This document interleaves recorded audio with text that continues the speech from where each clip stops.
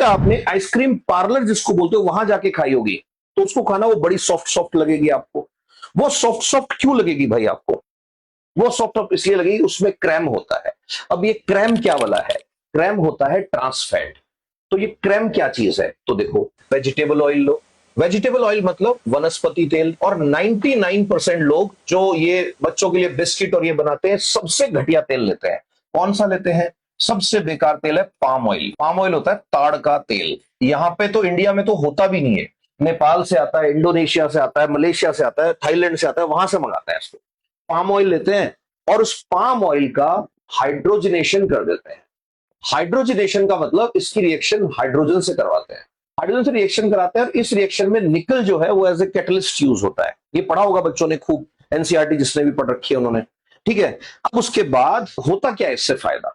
अब इससे फायदा क्या होता है कि हाइड्रोजन जब आ जाता है तो हाइड्रोजन क्या करता है, इनके बीच में जो सिस बॉन्ड होते हैं उनको ट्रांस में बदल देता है। ध्यान से सुनना, इस तरफ जो होता है इसके अंदर सिस बॉन्ड होते हैं और जब इनके बीच में हाइड्रोजन बॉन्ड बन जाता है तो यहां बन जाते हैं ट्रांस बॉन्ड।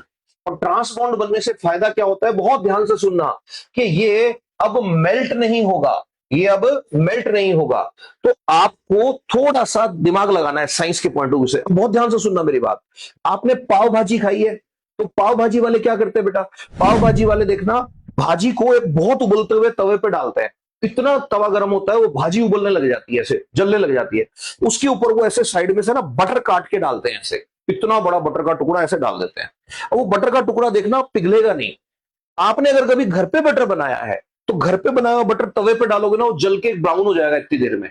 बट उनका बटर जो है वो ऐसे घूमता रहता है। रीजन, वो बटर ही नहीं है, वो कमर्शियल बटर है मेरे भाई। ध्यान से सुनना, कमर्शियल बटर क्या होता है? वो भी ऐसे ही बनता है। ताड़ के तेल को हाइड्रोजनाइज कर दो और ये बन जाता है।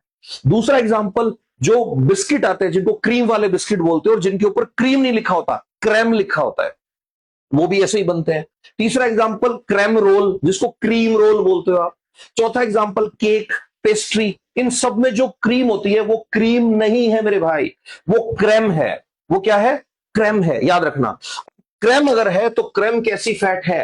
ट्रांस फैट है। और ट्रांस फैट को कैसे पहचानोगे? रूम टेम्परेचर पे मेल्ट नहीं होती। और ट्रांस फैट जो है ये मोस्ट डेंजरस है बॉडी के लिए। इतनी डेंजरस है, यूएस ने, कनाडा ने, यूरोप की बहुत सारी कंट्रीज ने इसको बैन कर दिया है कि आप बेच ही नहीं सकते इसको। जो चीज वहां बैन हो गई वो यहां खुल के बिकती है। इसीलिए इंडिया में जो आइसक्रीम पार्लर है, देखना उस पर लिखा होगा फ्रोजन डेजर्ट बेच रहे हैं। वो आइसक्रीम नहीं बेच रहे, क्योंकि आइसक्रीम लिख ही नहीं सकते लीगली वो उसके ऊपर।